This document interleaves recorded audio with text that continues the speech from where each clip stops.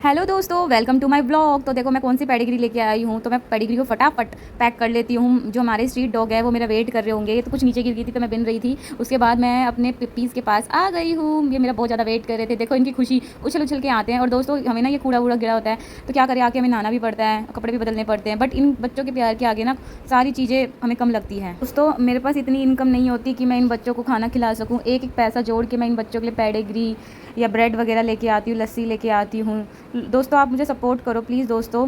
और ये हमारे 3-4 पपीज़ है, कोई छोड़ गए थे। देखो इनका जो ध्यान है ना हम ही दे रहे हैं। शायद ये कर्म हमारे हाथ से ही होने थे।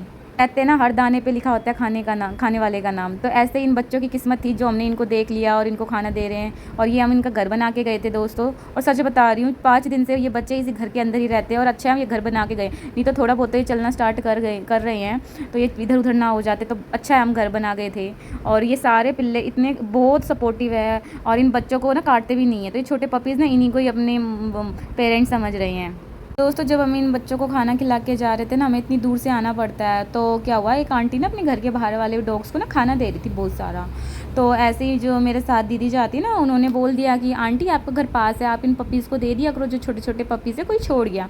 तो कहती है ना मैं ना जाऊँ इतनी दूर, तो मुझे डॉग्स वैसे ही नहीं पसंद, ये भी वैसे ही दे देती हूँ क्योंकि घर के बाहर हैं। तो मतलब उस टाइम हमें ये लगा कि हम 2 किलोमीटर दूर चल के इन बच्चों को खाना देने जाते हैं।